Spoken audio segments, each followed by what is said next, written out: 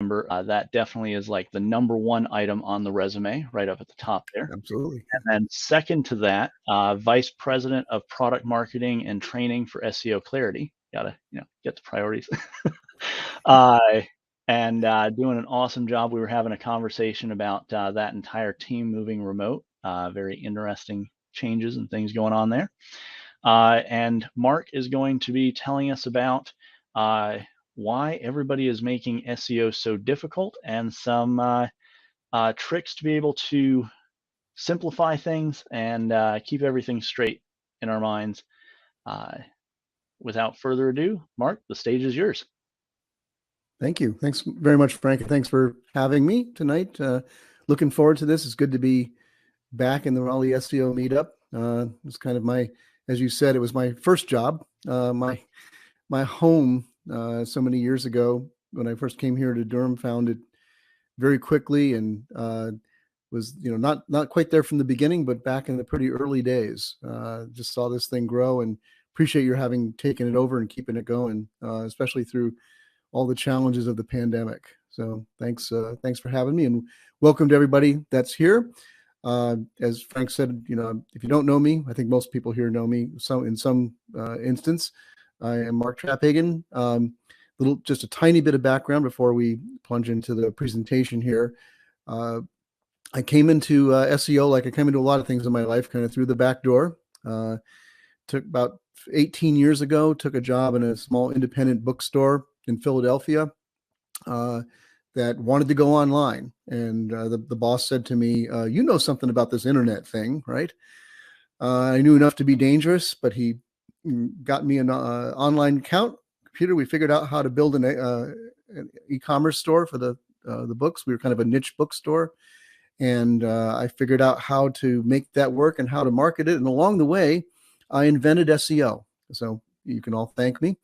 At least I thought I did at the time. I kind of stumbled upon it and the magic of search and figuring out why we started ranking and why we started seeing some of the books that we sold actually outranking Amazon at the time. And I was curious about why that was happening and began to investigate that, and the SEO bug bit. And I've been in the business ever since. When we moved here 13 years ago to the Raleigh-Durham area, I talked my way into an agency at the time, which had some really brilliant people who I got to sit at the feet of and learn from and grow in the industry over the years. And now I'm seeing it from the other side of the window, as so to speak. We're seoClarity. If you're not familiar, we are an enterprise level SEO platform, so full service platform.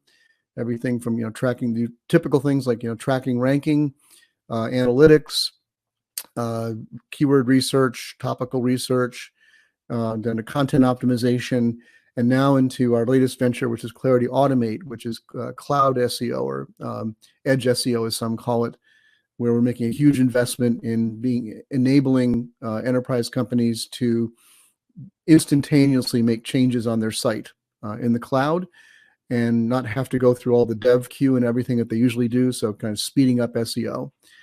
So at the end of the time, maybe I'll share with you, we have a few free tools out there that anybody can use and can benefit anybody. We'd love to share that with you. So you can look forward to that at the end. Let's go in and get things started here. So going through the usual figuring out of the sharing of the screen.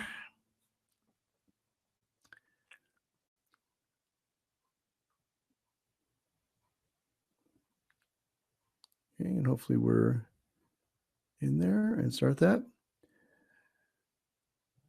So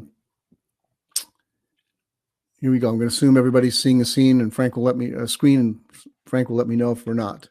What we're going to do tonight is, as Frank said, is talk about how to stop making SEO so difficult. At seoClarity, we have worked with some of the largest brands in the world. Names that if I could say them to you, you would instantly know them, familiar with them. And one of the things that's astounding as I came into that and got to work in this atmosphere, to me, was some of these companies, they hire obviously very experienced SEOs, but a lot of times they still seem to be kind of wandering in the dark or stumbling from problem to problem, the tyranny of the urgent that can happen in any kind of work that you're doing. And so one of our, part of our mission in working with these companies is we don't want to be just a data provider. We want to be partners with the companies that we work with. And we invest a lot in helping them to do SEO better, not just through the data and the information that we provide, the insights that our platform provides, but also by bringing to bear our experience working again with thousands of these enterprise level companies across the globe. So out of that has come some ways of thinking about SEO at the top level that I think are extremely useful to kind of get us refocused. You can get again lost in the trees or lost in the tactics that everybody talks about, the different things that people do to get caught up in because they hear do this or do that, do this one thing, optimize this, optimize that. And you feel like you're chasing from one thing to the next and never really losing sight of the big picture, perhaps. So my hope tonight is to give you some things to bring you back to ways of focusing on the central tasks, ways of organizing your thinking and building your strategy to be more effective at SEO overall. So we're talking about frameworks here. And what is a framework? Well, the analogy could be to the framework of a building, a house or a building of any kind. One could argue that the framework, the basic structure, is the most important part of that building. It's fundamental. You got to have the framework right for the building to function, for it to hold up and to be maintained. So when we talk about frameworks, we're talking about that. We're talking about the basic structure of things. So we're not going to be doing any digging down into the tactical level at all tonight. We're going to, in fact, only even touch on the strategic level, but more looking in terms of organizing our thinking, organizing our approach, having a certain philosophy, if you will, of how we see the big things in SEO that keep us focused, keep us on where we're going to have growth and success that we want to have. So I'm going to present to you, like 3 frameworks, and each of them has a particular purpose. The first one we call UAR, which I'll describe in a moment. And this is definitely the highest level one. In fact, we've organized our entire platform, as you'll see in a few minutes, around UAR. We think these are the 3 big buckets. And this is not the only way to look at it. It's the particular nomenclature or organizational structure that we've chosen. But we find it very helpful to think at the highest level in terms of these 3 categories, and realizing that really everything that we do in SEO falls into one of these 3 buckets. So it's an easy way at the top level to say, do I have the right balls in the air? If I'm doing something all the time in these 3 areas, then I'm hitting all the bases. I'm got a good balanced SEO program that, as I dig down into each of them, there's always a lot more detail. There's always a lot more complexity, but I can be sure that I'm keeping it balanced. I'm keeping it all the important things up front. So let's talk about what that is. So here's what UAR is. You can think of it as a pyramid, as you see here, starting at the bottom with usability, and usability simply being all the things that contribute to making the site usable, as the word implies. And that means for users, first and foremost, and I think that's been a healthy emphasis in SEO in the last number of years, has been talking about user experience. We all know, probably are aware that Google has certainly been emphasizing that, the user experience, and trying to find ways to reward sites that give a better user experience. So things like from everything from time, how quickly do things load on the page, how easy are things to find on the site, how easy is the site to navigate, get to the information that you need to get to. But then also on the machine side, usability is what we have to do to make sure that search engines like Google can access, can understand, can index, and we hope eventually rank our site for the right things.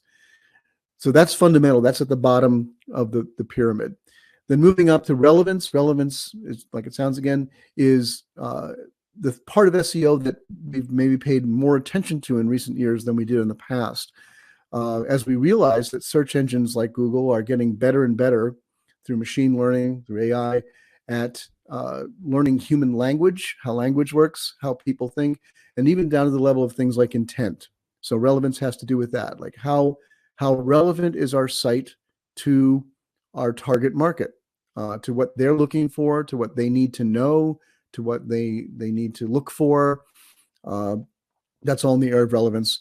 And then finally, authority. Now, you notice authority is the smallest part of the pyramid at the top, which is interesting because those of us that have been in SEO for a while know that, it's at a certain point a number of years ago, for most people, that would have been at the bottom. That would have been the big thing. And part of that's because if you know the history of Google, how Google revolutionized things was by finding a way to do authority at scale through links, to be able to measure the quality and the number of links coming into a page and a site, and use that as a measurement, as an objective measurement, as objective as possible, to say what's the authority of this site. It's still very important, still very much a thing, but it's interesting to see, especially at the enterprise level that we work at, they don't talk a lot about links. Now, that's a luxury that they have. Because their sites are big, their sites are well known, they have brands that have been established. So the authority is kind of there almost by default. So links aren't as important to them. But even still, even for smaller sites where it might be important to build that authority, if you don't have these other things in place, the usability, the relevance, then all the authority in the world isn't going to do any good, because you're not going to get ranked, you're not going to connect with the right people that you want to bring in for your business. So that's the overall picture of that. We're going to dive in a little bit more detail on it now, but just you can see how that, like everything that you need to do in SEO falls into at least one of those three buckets. Let's talk about operationalizing that now. Like, what does that actually look like? So we said usability is the actions that help improve the usability of the site for both humans and machines. So it's what we generally call technical SEO, right? So we're improving the crawlability. Can search engine bots and other bots that are necessary, can they easily crawl our site? Can they get from page to page in the way that we want them to, so they find our things? Is it indexable? Is it going to be understandable to them? The overall taxonomy, does it make sense?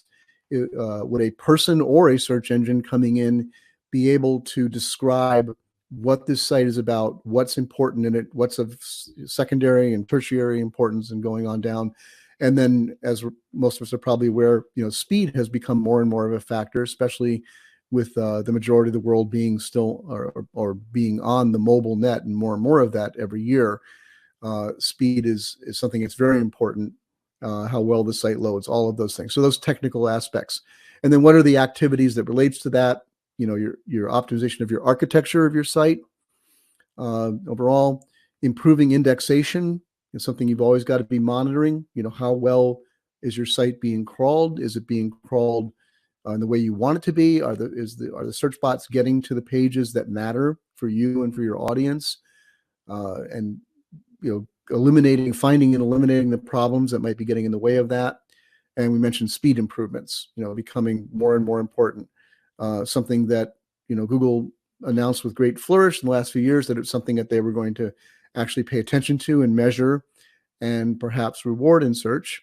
Now, what we've seen in actual practice is the rewards of that are not huge alone, that, just being speedier and faster doesn't mean necessarily that you're automatically going to rank higher. But it's one of those things in SEO that I like to call a tiebreaker. It's like all of the things being equal, Google looks at two pages. They're equally good in terms of the relevance of the content, the authority, all the other things. I believe that if one has a better user experience in terms of how things load on the page, it's going to get the nudge in that case. So it's something to pay attention to. Then relevance, the second bucket that we talked about. Again, how well are you matching up with your audience, their intent, their needs, your target audience? And so, you want to be, you want to have alignment there. You want your pages and keywords to align with your target market. So you're constantly tweaking that content so that it matches up with what users are looking for. And the obvious activities there, doing your research to know what your audience is looking for. Who are they? How big is it? What are the potentials there? And what do they care about? What is their intent? What are they looking for? What do they need to know before they're going to buy from you? What do they need at every stage of the buyer journey toward you? That's the more intense needs analysis.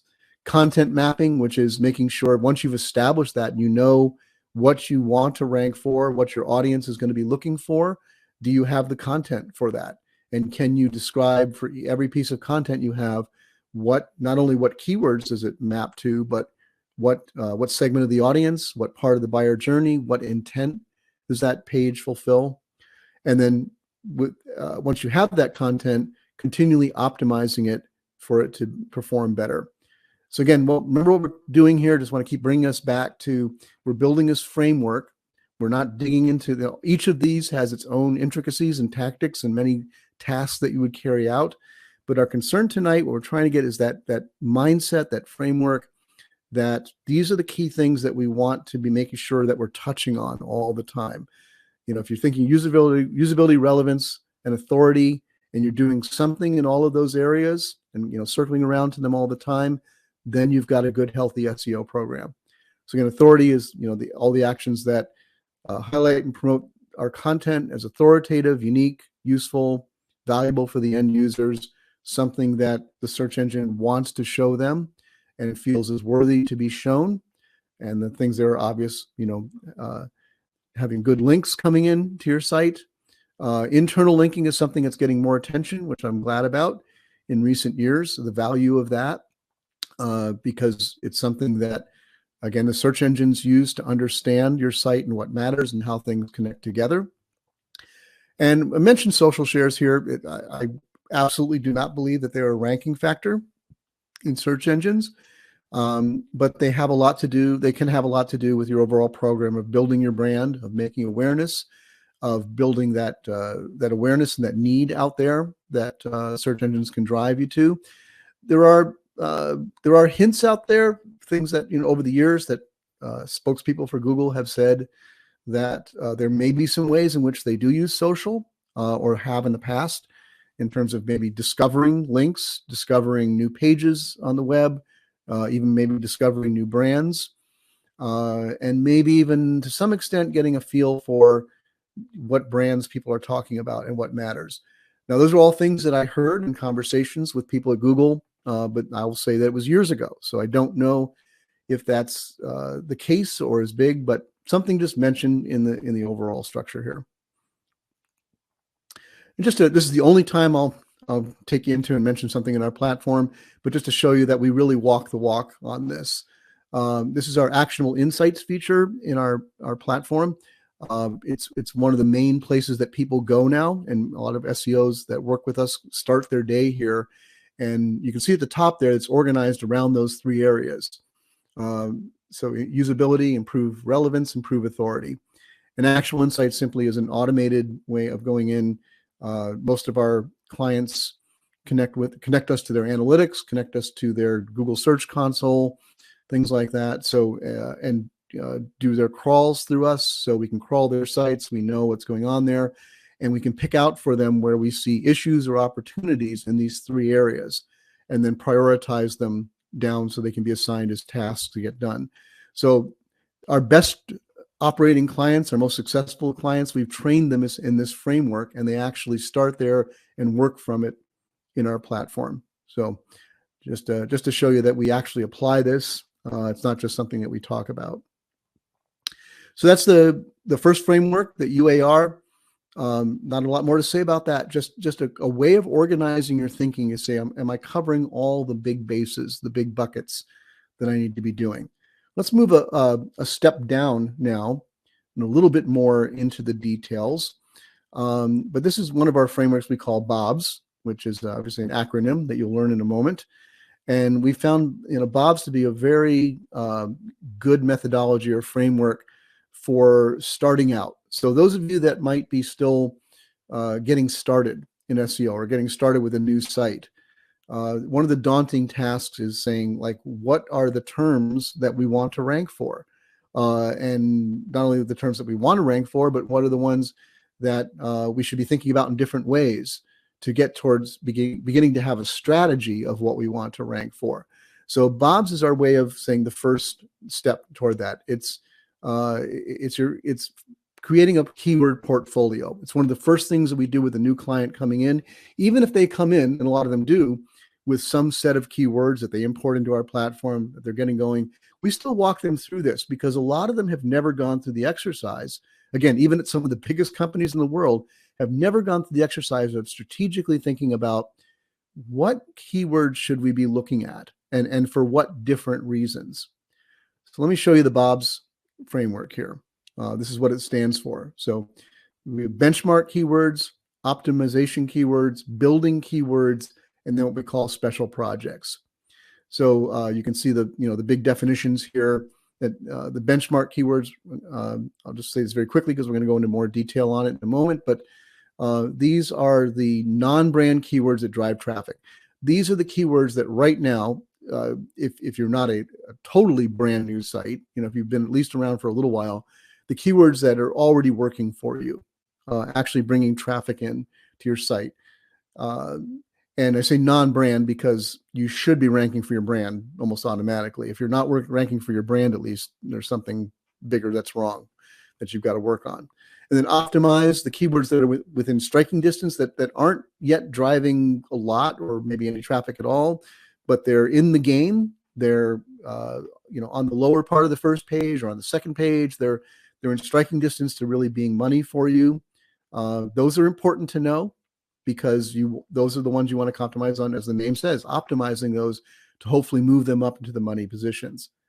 Your build keywords are the ones that you're relevant for, but you're not ranking. This is your content gaps. This is your competitive gaps, where you've got competitors who are ranking for these keywords and getting traffic and money off of them, but you're not. So we call that build, because those are the ones that you've got to start from scratch and start creating the content and the other assets that you need to get in the game on that. And then finally, special projects. That's the extra stuff. That's like, this is stuff that you want to play with, right? So it might be testing, just experimenting. Is there a new market we should be moving into? Do we have any potential there? We want to build our brand a little bit more, seasonal things that come and go, more of the experimental edge. So now this isn't hard and fast, but what we recommend to our clients as a kind of a benchmark is, for all of these, is that you look to have about a third of your keywords in each of those main ones: benchmark, optimize, and build. Again, this doesn't have to be hard and fast, but it's a way of balancing it out that we think works for initially. So you want to think, again, about a third of your keywords being the ones that are already driving traffic to you. Another third, almost a third, being those that you, if you did a little work on them, optimization, you could move them up into driving traffic. Another third in the ones that that you really should be looking at, but you're not ranking for at all yet. And then about 10% for those special projects. So just kind of a way of thinking about it and dividing it up. And remember, just to reset us again, that Bob's is a way of approaching what should be our initial keyword set. How do we get started? How do we get off the ground in a way that begins to suggest to us what our strategy should be, and to make sure that we're covering, because we think all four of these, especially the three, the BOB, are critical, that you've got to know those. You got to have some idea of what those are. And the special projects is the sauce on top. It's the icing on the cake. Just a reminder to everybody as we're moving through here that if you've got questions about anything, make sure to put them in the Q&A section of the chat. You can also vote questions up or down there, I believe. If you say, yeah, I want that question answered too, and we'll get to those at the end. So that's where you should be putting your questions. Let's talk a little bit quickly about benchmark in more detail here. Bring this little castle in, because this is your fortress. This is where you're already getting traffic that is hopefully affecting your bottom line, that's bringing you money. And you want to treat that like a fortress. You want to say, these are, we've got to hold on to these at least. We've got to maintain these. So it's not just, oh, good, we're ranking for those.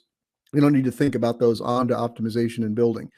No, because your competitors are going to be hammering at those all the time. So it's more of a defensive position here, monitoring, looking at that, making sure that you maintain and that you're keeping your positions there. You don't want to lose in that area.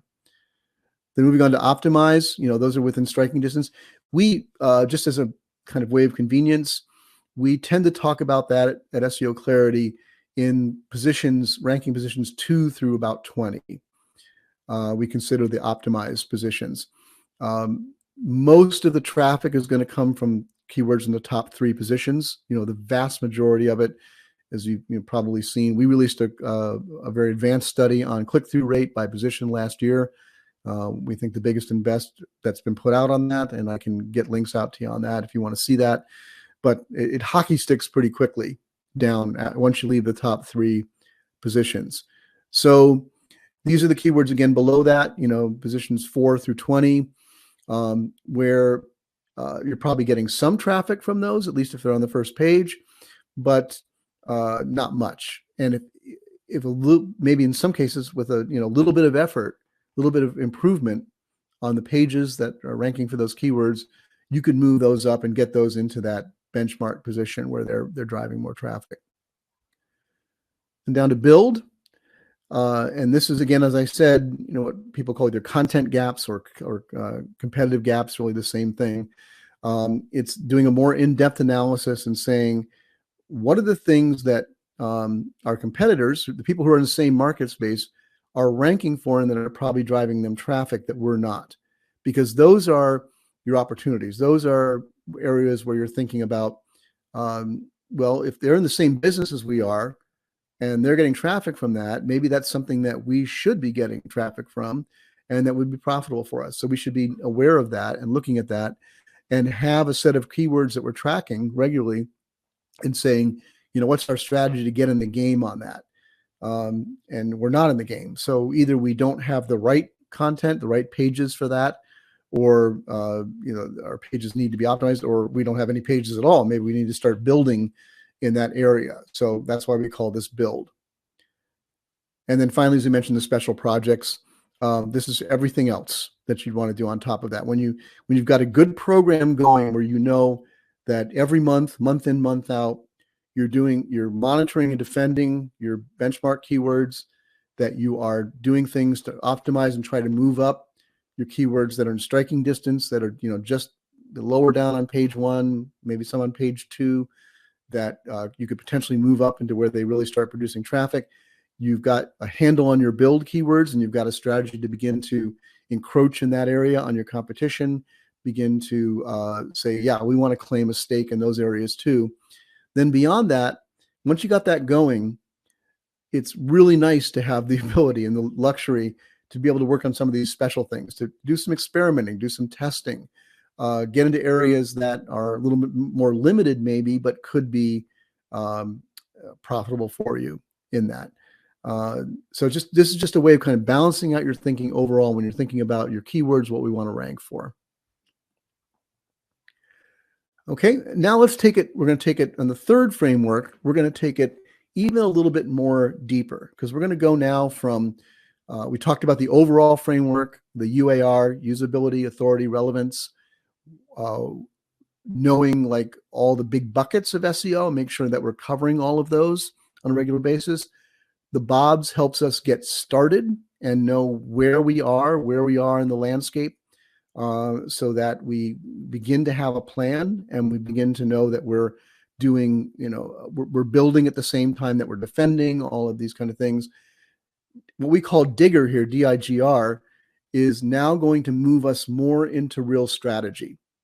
What should be our strategy going forward? Where do we place our priorities?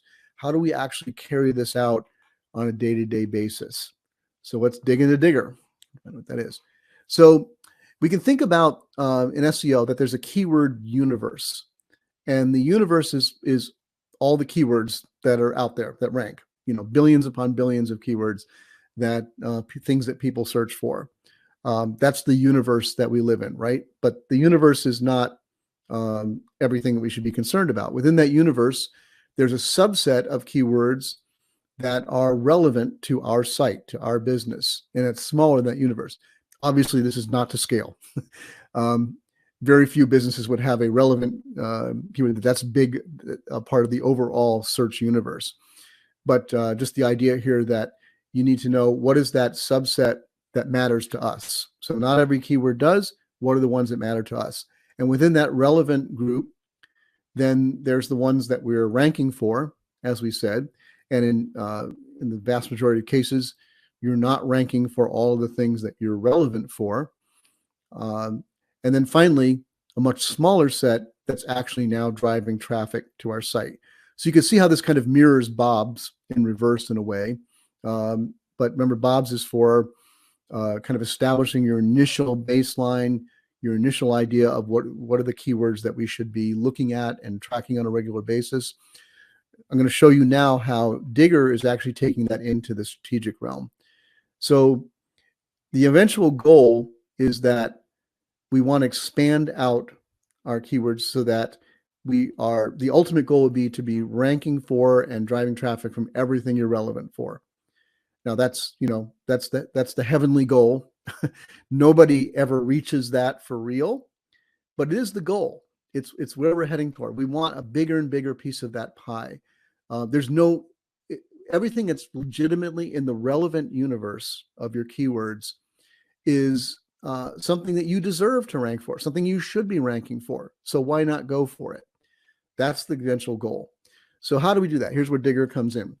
The first part, D, is defend.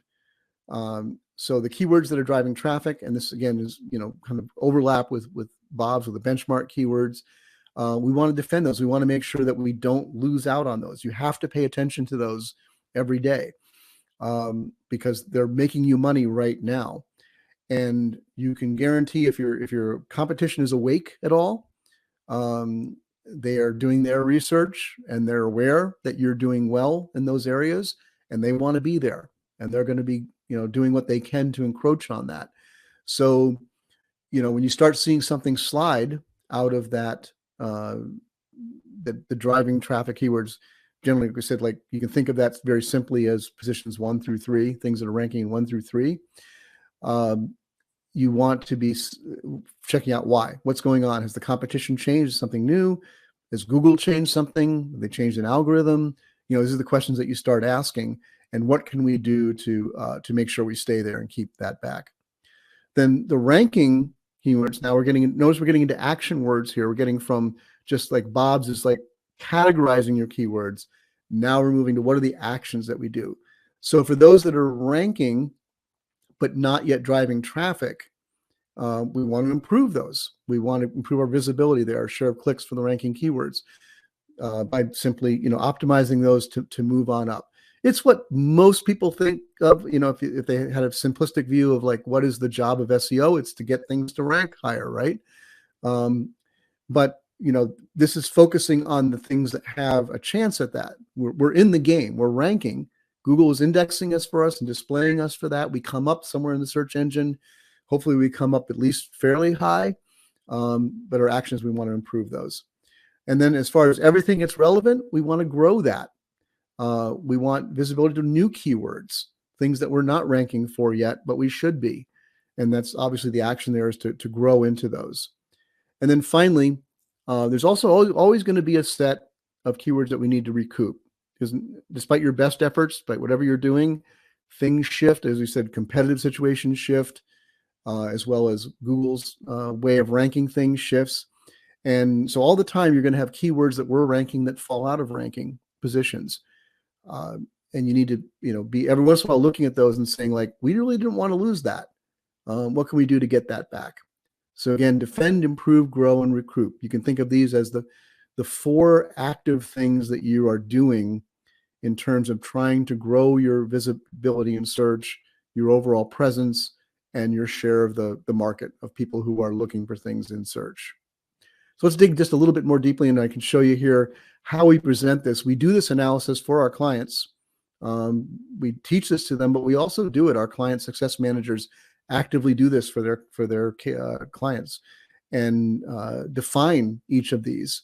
If the client's not doing it for themselves, they'll come in and say, here's your defend keywords, here's your improve keywords, here's your grow keywords, your recoup keywords. Let's talk about a strategy for each of those. And this is at the simplest level how we present that. We call it the current state of affairs that we start with. So the current state of affairs is just simply looking at what's the big picture for your site. It's knowing these very basic things. The first one, pages, is how many pages are ranking in Google. Not every page on your site will be indexed, and not every page is indexed will be actually displayed in search. So you want to keep that number in your mind all the time. How big of a proportion of your site is that number? Should it be bigger? Can you make it bigger? Then, the next level from that, of course, is how many keywords, because every page that is ranking typically is going to be ranking for more than one keyword. So what are the keywords that we're ranking for? And then what's the estimated traffic? And there's various tools like ours you can use to make those estimates. Like, what does that mean to us? So, what's our base? So again, this is the current state of affairs. It's the benchmark. It's the baseline of knowing where you stand today, so you know where you want to go tomorrow. Another piece of that is looking at your competitive landscape. This is a chart that we produce that shows you against your top competitors in the field. The farther to the right there, the more keywords the site has in terms that are ranking that are relevant to it, and then the higher up on it, the more traffic we're estimating that they get, and the larger the circle, the more search volume that those keywords are eligible for. So it's a way of kind of looking and seeing very graphically where you stand. But even if you don't have a chart like this, again, you can kind of look. You should be aware, and I always remind people to be aware that you want to be in SEO. You want to be thinking about your search competitors. You're going to be hearing from your marketing department if you're a bigger business. You're going to be hearing from other things like, our competitors are this store and that store, and they may be in the real world, but they're not always your actual search competitors. You want to be aware of, like, you should have a list of who are the top 5 or top 10 sites or companies that most consistently show up in search for things that we're ranking for, trying to rank for. In seoClarity, we automate that. We find those automatically for you. So you always know who your top search competitors are, something you should be aware of in that state of affairs. And now this is where it really gets down to where the rubber meets the road. So taking each of those categories and bucketing the keywords, we look at those, the driving traffic ones, the ranking ones, the relevant ones, and the lost ones, the ones we've lost, and set those out like this. And you can see the arc that goes here. And the significant thing, and this is quite common in initial analysis that comes out this way, is that more than half of the keywords that should matter to us have no visibility, virtually no visibility in search. Either they fall into the gray column there where we're relevant for them, but we're not ranking for them, or we were ranking for them, the orange column, and we fell out. So right away there, this very visually presents your priorities for this site, depending on how that curve falls out. For this particular site, they really need to get working on their grow keywords and their lost keywords, because that's where they're hurting the most. Again, more than half, they're sitting in that position where they're not visible at all. So that this kind of laying it out this way kind of helps you think about what should be our priority right now. What do we need to do first? What's most urgent for us? So in the defend keywords, like we lay this out again, we would give them a full list of those. Actually, this is just showing the number.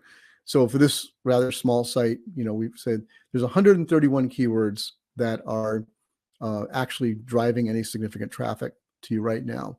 And out of all of your ranking keywords, we think this is an important number to keep track of. Here in this case, it's 1.7% of their ranking keywords are in the top 3 positions.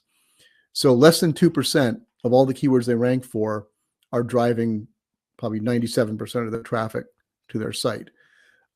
This is an enterprise benchmark right here. It may not apply in all cases, but among the sites we analyze, the thousands of enterprise level businesses that work on us, we see that the best sites, the sites who are performing, have at least 8% of their keywords in that top 3 positions. So that gives you an idea of like what you should be aspiring to. And then, what to do about that. First of all, we said this is mostly a defensive position, so make sure you've got some kind of monitoring and alerting. If you use an SEO tool that has alerts, set that up for these keywords, so right away if some of them are starting to drop out of those positions, and you can do something before it's too late. Then the improved keywords, remember again, these are the ones that are in contention. They're on the first page, maybe some on the second page. They're in at least the top 20 ranking keywords that where they are, they're not going to be driving a lot of traffic, but they have potential and they could be moved up. So you see the numbers a little bigger here for this site, 1,201 of those. These are the ones that you want to set aside and say, okay, what can we do? What content do we need to build? What links do we need to get? What are the things that we need to do to help these move up and get them into the money positions? So, content optimization, obviously I said link building, if that's something you can do, and maybe technical improvements. Maybe there's some slight technical problems with those pages that if you got those out of the way, Google would treat them better. Then the next level is grow. So these are the content gap keywords. These are the ones where your competitors are ranking for, and you're relevant, but you're not getting that. Now we go. That's a little bit bigger group here, over 2,000 of those for this site, and we blank that out here. We put their top 2 search competitors on here, so they get that picture of where they're at. Okay, so we've got 332 keywords in the relevant keywords, but our competitors have 972 and 557 respectively. It gives us an idea of where we need to catch up. And we need to be aware of those gaps and seeing, like, what are those keywords? Have we identified them? Do we know the things that we could be relevant for that our competitors are doing well with? And so what's our strategy to fill in those gaps? And we tend to, at seoClarity, we don't call it a competitive gap. We call it content gap, because your first mission when you see that is you probably don't have content for those keywords, or at least good content for those keywords. So you want to create that or improve that as much as you can. That's your first task there. And then finally, the recoup keywords. These are keywords that fall in. We just as picking up a place to say it, like, we consider ranking being on the first 10 pages of desktop. So the first 100 positions. If you get, to have any hope that keyword matters at all. If you fall below 100, position 100, you're so far up, nobody's ever going to see it. So we consider anything that falls below 100 to be have lost. It's like we never had it. So we track that regularly. And here in this case, we see, okay, right now in the last month, there are 87 keywords for this site that dropped out of ranking. And we run traffic estimate on that, saying that's 10,000 visits that we're losing to our site that we had before. So we want to figure out what happened there. Is it a technical issue? Is it a content issue? Is it a ranking algorithm change? It's important for us to figure that out and come up with a theory for that, so we can see how we can regain or bring back those keywords into at least being ranking, let alone moving up into where they become money keywords. So just a final review here of these 3 frameworks, so you can kind of keep them in mind. And I'll make sure that Frank has this deck so that he can make it available for any of you that might want it and be able to review it.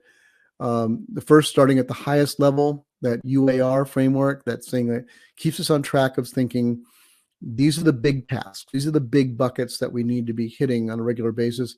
Most important, usability, the technical aspects of your site. Your site is working. It's working well for both users and search engines.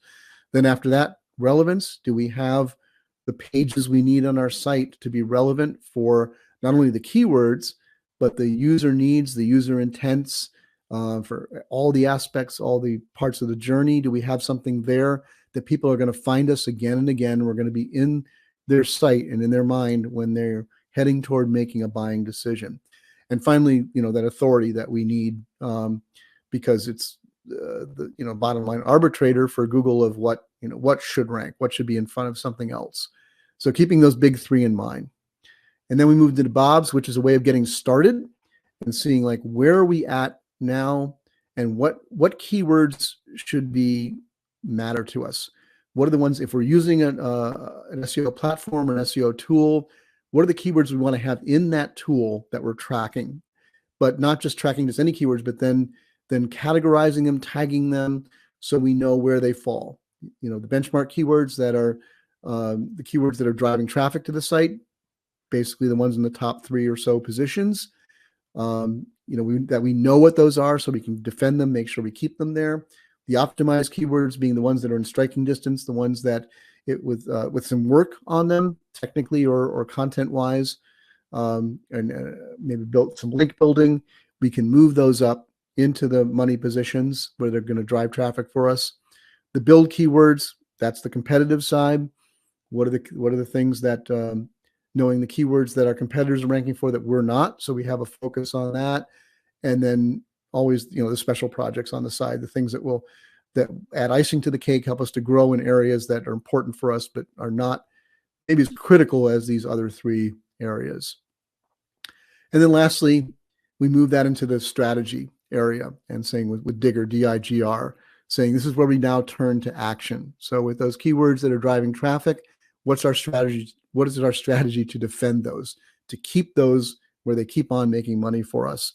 And how aware are we of our competitors and what they might be doing to encroach on those? The ranking keywords, we want to improve those. We want to see how can we move those up from just ranking to being where they begin to actually drive significant traffic. The grow area being, what are the keywords that we don't rank for yet, but we want to, or we should, they're relevant to us. And then recoup keywords that we've lost out of ranking. How do we get those back? So this gives you I hope you can see now, you know, moving from that high level UAR, the big buckets, down to establishing a baseline, a benchmark through Bob's of the keywords, knowing the keywords that you should be paying attention to. And then DIGR here is moving you into actually formulating an action strategy. So you know, like, what are the things I need to be doing day in, day out to grow my business, to grow my visibility in search. And that is it. That's what I wanted to share with you today. Thank you very much. You can find me online. I'm very active on Twitter all the time. Just look for my name, Mark Traphagen, on Twitter. We are seoclarity.net. And as I said, I'll be getting to Frank. There's some of the resources here. Certainly the deck. Also share with him so that he can pass along to you some of the free tools that we have that you're welcome to use to your heart's content and that might help you out. We're glad to contribute those to the general community. Thank you very much, Mark. That was a great presentation. I see that we have questions already starting to come in, so I am going to burn just a minute here while people frantically bang at their keyboard and put in those questions in the Q&A section.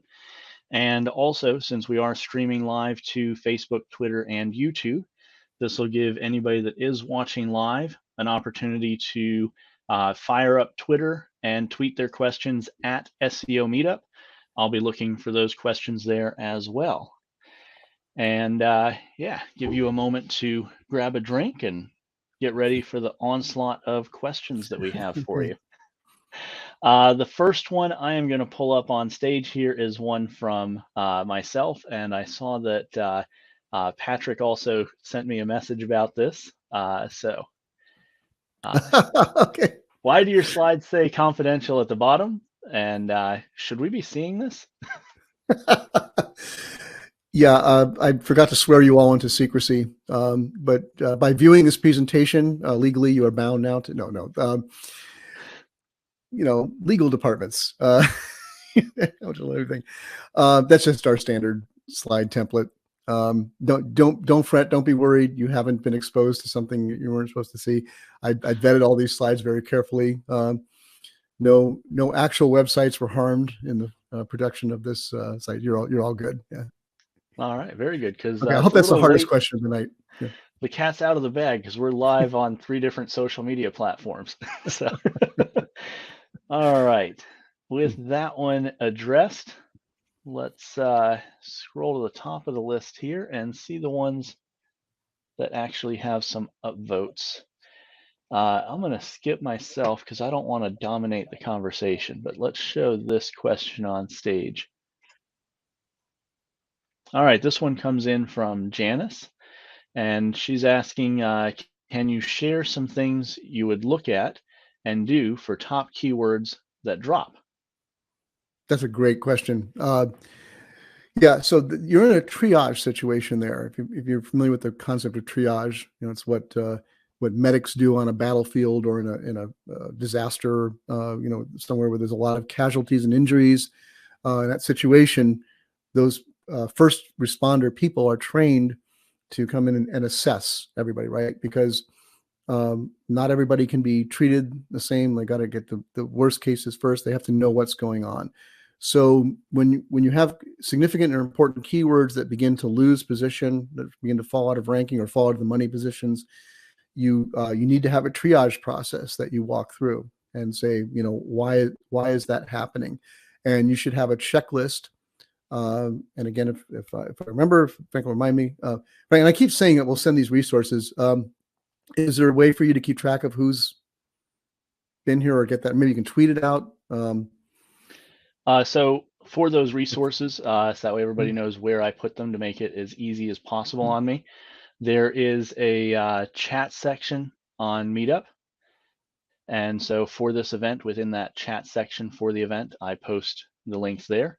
And then I also will tweet them out. They'll be included in the video description on YouTube when I upload them to YouTube. Terrific. So there's a few places that they will end up. Okay, we'll get some of these things to Frank and make sure that they're included in those places so you can go look for them there. I mentioned that here because I know that we have an excellent blog post I would want to share with you that gives you the whole process of walking through a ranking loss triage. It's more than I can probably cover here right now, but you want to think about there's basic fundamental things that could have happened. And everybody wants to jump immediately to Google did something, Google changed something. And that's actually the least likely one. It does happen, Google changes, but it's something you should eventually look for, but it's probably the last thing that you should look at or look for. The very first thing I think is looking at your own technical situation. Did something change on our site? I think in my experience, the majority of the times when something drops out of ranking, the cause is something broke on our site. Did somebody change something that you weren't aware of? In the technical background, somebody mess with the code of the page and remove some things that are essential to Google. Again, we can't in the scope of this cover a total checklist of all those things, but the resource that I'll send out will have that. But that would be the first thing I would look at. The second thing would be competitive situations, because a lot of times your rank doesn't drop because of something you did so much as something your competitor did, or a number of competitors. So has there been some changing in there? Again, I'm going to be sharing something here that's available to our clients who are enterprise level. They can pay for it, but like something we built into our platform is that kind of monitoring. So we monitor for all of your top keywords, and we can tell you, like, has something changed on your top competitors' sites or pages in that are ranking for that keyword in the last little while? That might be the reason. Like, they optimized those pages, they improved them, they added something to them that are moving up. So look at it's a good thing if you're a smaller situation, which I think probably a lot of the people here are. Be aware of the keywords that matter to you most, and do a regular check on the rankings, and look at actually some of the top ranking pages. Have an idea of what they're doing, and so you have some kind of like mindset of like what might have changed there, what might they be doing differently. And then the third level again is to ask if there might be something. If you have a drastic drop, like all your keywords drop or something like that, or you lose a bunch of keywords altogether from ranking like that, then you're talking about territory where you might be looking at something, either an algorithm change, or at the very far extreme, a Google penalty. Penalties are rare. They don't happen all that much. They do happen. You should be connected to Google Search Console, because if you did get a actual manual penalty where Google went in, looked at something in your site and said, like, this is shady, or this is breaking our guidelines, or whatever, that the links coming into the site are all pretty suspect, whatever it might be, they will tell you in Google Search Console. You get an alert in there that you have a penalty, so check there for that. But it could be an algorithmic change, And so you want to keep, for that, like you just want to keep up on your SEO news. Everybody's go to, like Barry Schwartz, SEO Roundtable, right? Like he's the first level of knowing that there might be something out there, a change in the temperature, an algorithm change. Look back at the time that you began to drop. Does it match up with something that was in the news? These are all things you can do to begin to assess that. But I will pass along that article, which I think has a really, really good checklist, triage checklist that you can walk through very systematically and eliminate things down the thing to get to the most likely. At the end of the day, you're going to be forming a theory because you're not going to know for sure. And then once you have your theory based on the best evidence that you have, then you can be able to strategy. Okay, what do we need to do to correct that? What do we need to fix? What do we need to add to the content? What links do we need to get? What do we need to do to remedy that situation? Relating that massive change that you said could be algorithmic to a common developer error. Maybe something was moved out of staging and the robots.txt file went with it from staging and is telling Google to go away. Or something that I saw with a client a while ago, you talked about like installing or having changes to the site. Even if you have a small team, you're installing updates to your site, and those updates are built by other teams. So those people may not directly report to you, but they are people that apply code changes to your site when you install those updates. And this client had 404 errors everywhere because the latest update to their theme turned all of their telephone links into internal links to a page that was their phone number, which didn't exist. And a great example of why you need a child theme. We were able to quickly fix that for them instead of waiting for the developer to fix the parent theme. Yeah, and that's when you're talking about smaller sites, like that's so often the technical problem that happens, right? You put in a new plugin and you didn't fully understand what that plugin is doing, or the plugin gets updated, right, and changes things you don't see. So yeah, that can often be the level of where the technical problem is happening for sure. All right. So this question that I'm going to pull up here, I have not had this before, but there are comments that can be added to the Q&A. So I've got the question, and then I've also got a comment to add to it. So given that enterprise SEO puts less effort into backlinks, do you think this supports the idea that brands should focus on quality content and products over backlink schemes? And then let me add the comment here real quick. So Michael added to this that he'd love to hear the response to this as well. On the traffic think tank forums, everyone's response to questions is backlinks. So maybe that's not always the answer to everything. Yeah. What do you think? I want to temper my answer to this because with some understanding. So, again, because I'm coming from the enterprise SEO world, and it's easy to get arrogant there and just say like, oh, links don't matter as much as they used to. And that can be a little, arrogant, as I said, because there may be factors, we don't know all these for sure, but there may be factors that get involved when you're talking about a big brand, a major brand, a well-established site, essentially like that Google is very closed-mouthed about how they look at that. They often like to claim that they don't, there's no such thing as a brand authority or like that, but it certainly appears so in search that there's something going on there that, that big brands are going to rank more easily and do it without having to worry about links. And part of that also is the fact that, again, if it's a well-established site, well-established brand, well-known, and it's producing, relatively good content, useful stuff, it's going to naturally you get natural links more easily than a little unknown site, of course. So the links are there kind of automatically. They don't even have to like think about them or as much or worry about them as much. So turning that around now, saying if you're a smaller site, a smaller brand, I would not want to say to you that links don't matter. I think they do.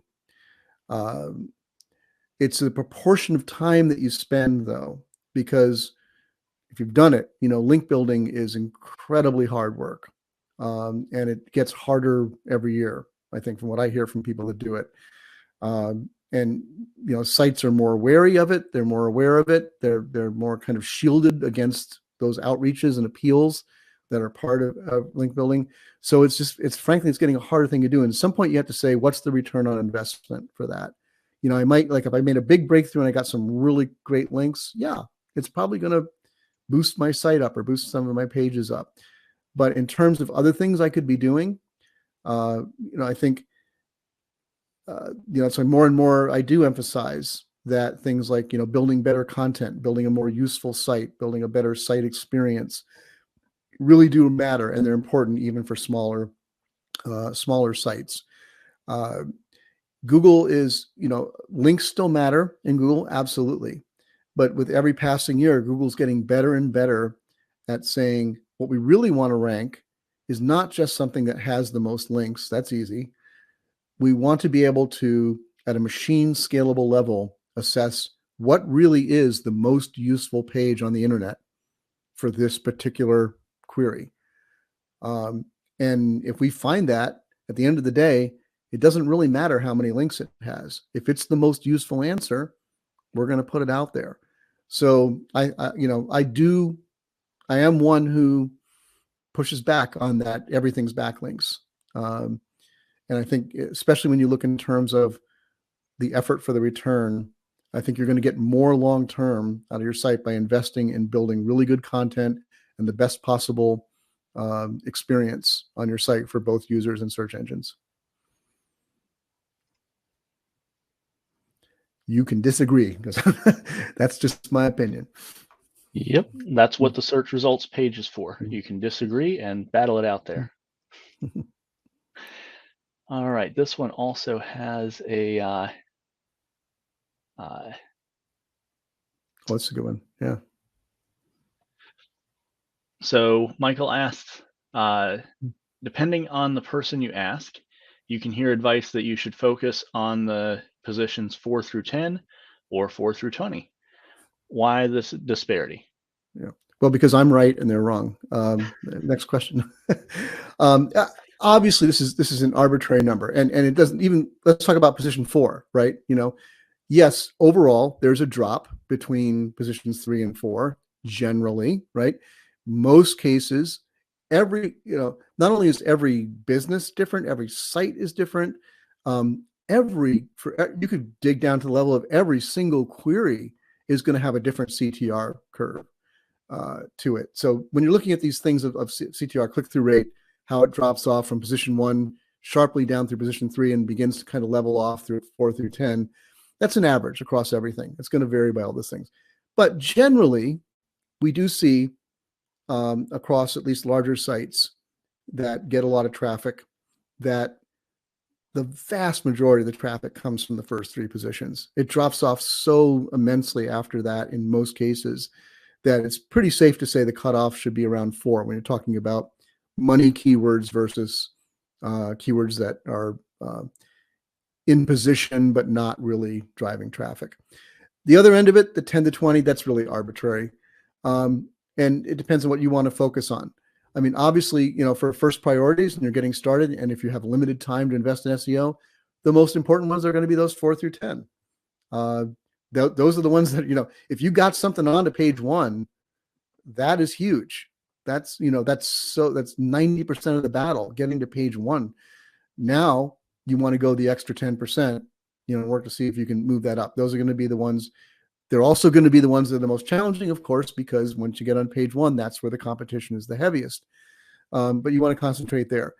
Again, for our clients, we say 4 through 20 in that range because they might have more resources to be able to work on more things at once, take a bit broader view. And those things that are down on traditional page 2, I mean, the idea of page 1, page 2 is disappearing, but it's still some kind of useful to talk in those terms. They're becoming more concepts than realities. But the 11 through 20 keywords to a bigger site like that, they might be able to afford the luxury of saying, like, those are pretty close. Like, we can move those up the bucket, right? We get them onto page 1. They're still not producing a great amount of traffic, but more than when they were on page 2. And now they get into that bucket where, okay, now we're going to pay a different level of attention to them and try to get them up into 1 through 3. So long-winded answer to, like, the numbers there aren't as important as there's the concept that dividing up between those keywords that are really driving the majority of your traffic versus those that are almost there and could be with a little work up in that position. I hope that helps. Yeah, definitely. It looks like myself and Michael are dominating the Q&A with you here. So one more invite for anybody else that has questions that they'd like to have answered. Please get them in the Q&A section here. And I'm going to put another one from me up on the screen. How can you improve visibility and share of clicks for a keyword? Can you share some common examples? Well, again, when you talk about, so those are two different concepts, although they overlap, certainly, visibility and share of clicks. I'll talk to the second one first, because that's kind of the most fundamental one, right? And that's, again, that CTR curve we've known about for years. What we did, by the way, with our, and I'll try to remember to share this too, because it's kind of interesting, that CTR study we did, it was the biggest one ever done. It's like billions more keywords and queries and sites that we looked at than anybody else had ever done before. But also what we did that nobody had done before was we segmented it and broke it down. So most of the things you see about, like, what's the average click-through rate of position 1 versus position 2 versus position 3, that's an average across a great many sites. And we found a huge degree of variability looking at things like industry. From industry to industry, the CTR curve is different. The way that people search, the way that people think about search, the way they respond in the search results pages changes with industry, it changes with intent, it changes with the level of the buyer cycle. There's so many ways you can slice and dice it. So all that background just to say, I mean, sharing clicks, improving clicks for a keyword still means moving it up. It means making it rank better. So all the things we were talking about, it's a combination. Everything in those, that U and the A and the R, the U and the R and the A, the usability, relevance, and authority, all of those are aspects. I think it's one of the most important things to understand in SEO, and a lot of people get this wrong, is that it is a holistic practice. We tend to, a lot of people tend to get focused on one thing, like link building. Like you said, you go into think tank and SEO think tank, and everybody's saying, like, build more links, build more links, build more links. Because that's kind of an easy one to say because it's so obvious, and we know it's where Google started, so it seems so obvious.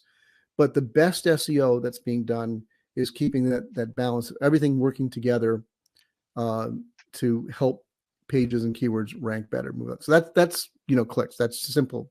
Rank better. That's the simple answer to that. Visibility is an interesting concept. It's become more interesting because we've moved away from the old Google we used to know of the 10 blue links, right? The page used to be pretty simple. Like the only thing cluttering the page was ads, and Google kept moving around where they show those ads, right? Other than that, everybody gets the same amount of space. It's just how far down the page you are. That is no longer the case in almost every search that you do. The expansion of, we did a study and have revised it from time to time. The last time we looked at it, we found over 2,000 specific search features that can show up in the SERPs. That's everything from big, very flashy, visible things like a featured snippet box or answer box or a people also ask or a knowledge panel. Those are the big ones that we see a lot and we see, really visible. But all the way down to very small things like just enhancements to an individual listing, whether it's review stars or site links or things like that. We found over 2,000 specific, unique, different features that can be added to search results, enhancements and things like that. Now, only about 200 of those show up with any kind of regularity, but this gives you still an idea. So we talk about visibility. We actually built part of our platform we call Visibility Share, which is a different way of looking at ranking. Instead of looking at position 1, position 2, position 3, saying like, how much space does our listing take up on the page? And that can be significant because we're seeing also in the mobile age, one thing to be aware of is the behavior that we're seeing is that people are scrolling more deeply on the search results page than they used to. So if you're just like in the old yellow pages, if you're old enough to remember yellow pages, right? You want to buy that bigger ad, so you're just visible. You're taking up more space. If you can get into a search feature, into a featured snippet, you can get your expanded result by using schema and things like that. That Google's going to show FAQ for your page, or people questions frequently asked, things like that just push up more. You're also pushing anybody below you further down the page. One more quick thing I'd love to share from our CTR study that was a surprise.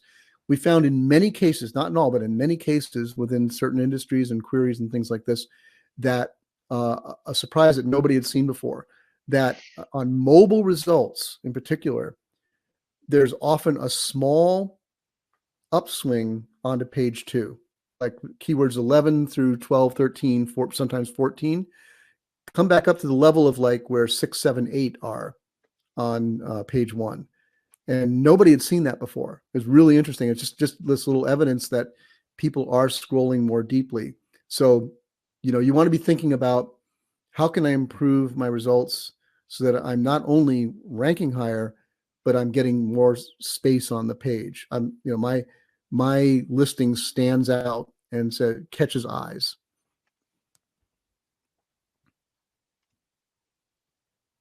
All right, we've got a couple of questions that were also added to the Q&A section here. So I'm going to pull in this one from Bruce. Mix it up a little bit so that way Michael and I aren't dominating the conversation. Bruce, do you advise your clients to use schema? Yes. And the simple answer is yes. Yeah, we're fans of schema. We believe in it and promote it. Structured data. It's something that Google says that they do make use of. Interested, and you can see often results in it in the search result pages in the SERPs. Now, again, it's one of those things. My whole purpose tonight was trying to teach you to think in terms of priorities and big pictures and big buckets. It's one of those SEO tasks of building schema, building structured data into pages. You've got to ask yourself, on what pages does it matter most to do that? Because it's some extra effort, right? And what potential return is there for that? In search, schema is definitely not a ranking factor. Having structured data in your page is not a ranking factor. You're not going to get brownie points from Google just for having structured data. What it does do is two things, potentially. On the highest level, it can help search engines to better understand the content on your page, because you're identifying. You're saying, like, this is the product title. This is a review. This is a question. This is a whatever it might be on the page. So you're making it easier for them to say, oh, this is what it's about. This is who produced it. This is the structure of the page, which is important to them. But also, the other benefit of it is we were just talking a moment ago, this question is a good one to ask after the last question, because we're talking about visibility, the ability to take up more space on a SERP page, to be a little flashier with your result than other people, so that you stand out, you catch those eyes. In some cases, schema can help you to do that, because it can be used by Google to give you those extra features in the search results page, whether it's, again, like review stars or product listing, product carousel, questions, FAQ, site links. All these kind of things are not always, but sometimes created because there's structured data on the page. We've invested very heavily in this. We have one of the tools that I'll share with you, that Frank will share on to you, is our free schema markup tool, which we think is a really awesome tool. It's really easy to use. It allows you to actually just paint things on a page and create the valid schema, and it also test the schema on your page. So I'll be sharing that along as well. All right. But you can find it if you want to make a note of it right now. It's really easy to find.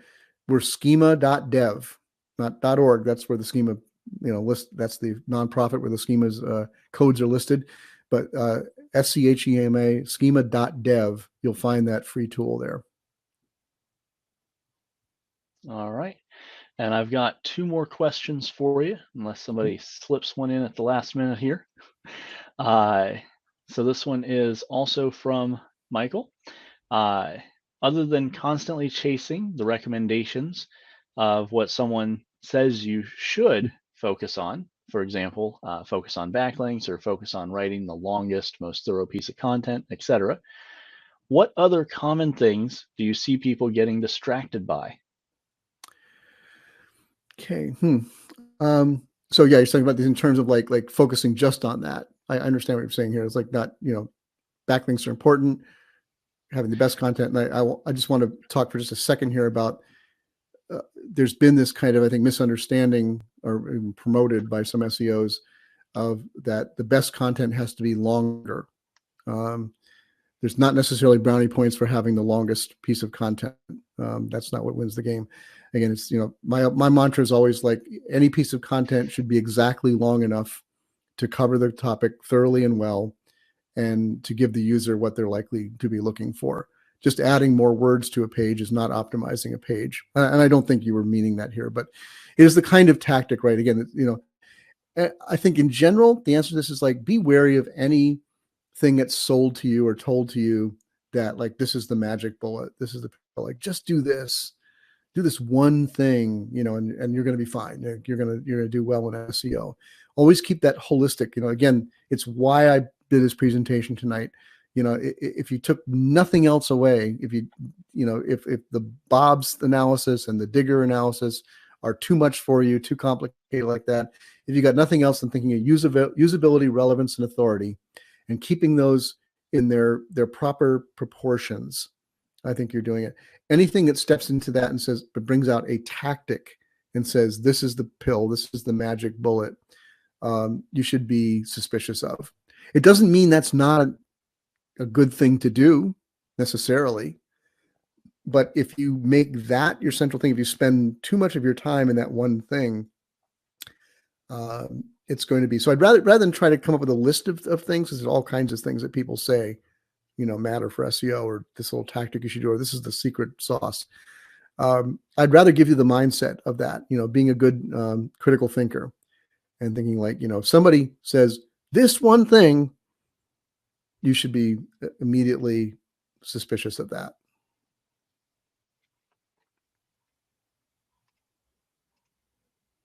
All right. And last question for you here. Can you share any interesting examples of special project keyword experiments? No, those fall under the confidential rating on the slides. Not the confidential part, but an example.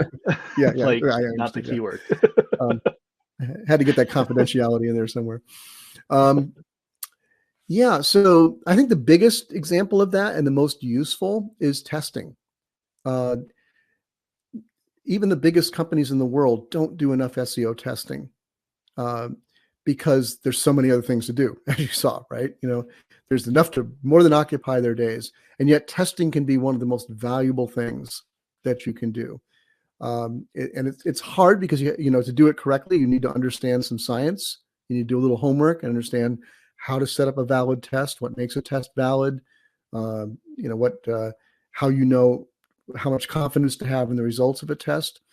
But testing, because there's so much we don't know or we only guess at with Google and other search engines, doing valid and regular SEO testing is one of the most valuable ways to find out, like, okay, we don't know much, but we can say consistently, when we do this, it makes a difference for it. So we should do more of that. That would be by far the number one thing. We're in our platform, we're spending a huge investment. I will say there's a very significant announcement that will come out hopefully by the end of this week. All the balls fall in place about the level of investment we're making in setting up things for, among other things, to make SEO testing incredibly easier, and make it more likely that our clients will be able to do it.